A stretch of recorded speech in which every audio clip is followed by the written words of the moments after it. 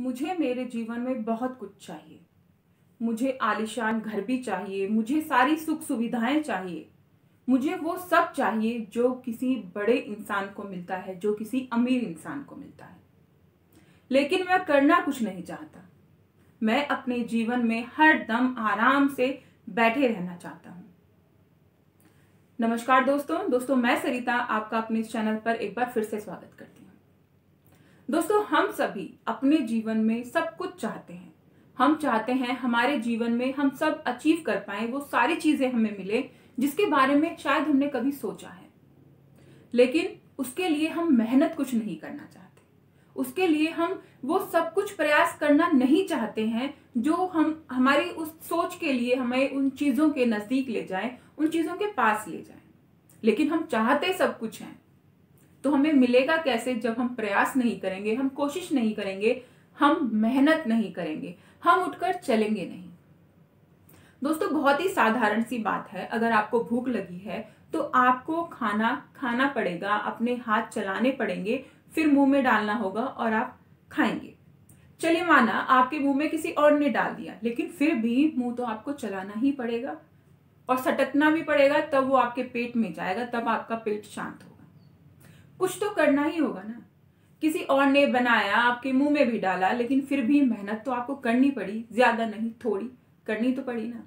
लेकिन अगर आप सोच रहे हैं कि पेट मेरा सोच सोच के ही भर जाए, कि मुझे मुंह भी ना चलाना पड़े, मुझे हाथ भी ना हिलाना पड़े, मुझे कुछ ना करना पड़े और मेरा पेट भर जाए, ये संभव नहीं है। ऐसे ही अगर हम कुछ चाहते हैं तो उसके लिए हमें मेहनत करनी पड़ेगी। अगर हम जीवन में कुछ अचीव करना चाहते हैं तो उसके लिए हमें काम करना ही पड़ेगा। जब आप काम करेंगे तो उसके लिए आपको कोई भी बहाना नहीं निकालना है। आपको सिर्फ अपने काम पर फोकस करना है और जो उस काम के करने के बाद आप अचीव करेंगे उस पर आपको फोकस करना है। और आप देखिए कि कैसे आप अपनी मंजिल तक पहुंच जाएंगे। इसे हम एक छोटी सी कहानी से समझते हैं। एक बार एक लकड़हारे के पास वो मूर्तियां भी बनाता था और सामान भी बनाता था, जिसे हम कारपेंटर बोलते हैं, वो था। और उसके पास एक राजा ने ऑर्डर दिया कि मुझे एक सुंदर सा तख्त चाहिए बैठने के लिए और शीघ्र से शीघ्र इसका निर्माण किया जाए। तो जो बनाने वाला कारपेंटर था वो जंगल में गया। जंगल में उसे बड़े बड़े लकड़ी के वो मिले, तने मिले एक पेड़ का। तो वो 2 तने उठा के ले आया। उसने पहले तने को जब तराशना शुरू किया तख्त बनाने के लिए, तो वो जोर जोर से चिल्लाने लगा कि मुझे दर्द हो रहा है, मुझे बहुत पीड़ा हो रही है, मुझ पे ये छैनी हथौड़ा मत चलाओ। तो उसने कारपेंटर ने उसे छोड़ दिया। उसने दूसरे वाले जो लकड़ी का वो तना लाया था उसमें वो फिर उसने छैनी हथौड़ा चालू किया। उसे भी दर्द हुआ, वो भी चिल्लाया, लेकिन उसने मना नहीं किया कि मुझ पर तुम छैनी हथौड़ा मत चलाओ, मुझे मत तराशो। उसने उसे बहुत ही सुंदर तख्त बना दिया और वो तख्त चला गया राजा के पास। राजा बहुत खुश हुआ। उस कारपेंटर को उसने बहुत सारी बधाई दी, बहुत सारा धन दिया कि उसने इतना सुंदर तख्त उसे बना के दिया है। राजा उस पे बैठा। उस पे बैठकर सबने उसकी प्रशंसा की कि कितना सुंदर तख्त है। तो वो जो लकड़ी थी जिसका वो तख्त बना था वो भी बहुत खुश हो रहा था।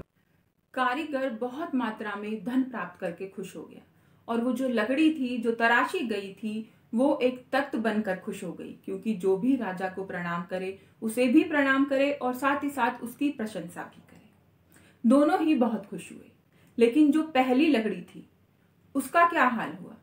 उस लकड़ी को काटा गया और जला लिया गया, उसका ईंधन बनाकर चूल्हे में जला के खाना पकाया गया। यहाँ पर दोस्तों हमें बस एक छोटी सी सीख मिलती है कि अगर हम अपने जीवन में कुछ बनना चाहते हैं, कुछ अचीव करना चाहते हैं, तो हमें दर्द तो सहना ही पड़ेगा।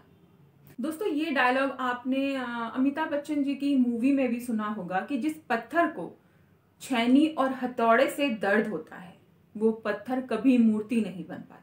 वो पत्थर ऐसे ही रह जाता है और मूर्ति बनने के पश्चात उसकी पूजा होती है, लोग उसे पूजते हैं। वैसे ही हम लोगों का जीवन भी होता है। जब तक हम मेहनत से घबराते हैं तो हम वो सब नहीं पा सकते हैं जो हम चाहते हैं। अगर आप अपने जीवन में सफल होना चाहते हैं, कुछ हासिल करना चाहते हैं, तो आपको छैनी और हथौड़े की मार सहनी पड़ेगी, यानी कि मेहनत तो करनी ही पड़ेगी। अगर आप कुछ पाना चाहते हैं, अगर आप कुछ अचीव करना चाहते हैं। नहीं तो जैसे उस लकड़ी का हाल हुआ वही हाल हमारा होगा। एक दिन ऐसे ही समय बीत जाएगा और बाद में हम पछताएंगे कि काश हमने कुछ कर लिया होता, समय रहते हमने कोई ऐसा ठोस कदम उठा लिया होता जिससे आज हमारा ये हश्र ना हुआ होता।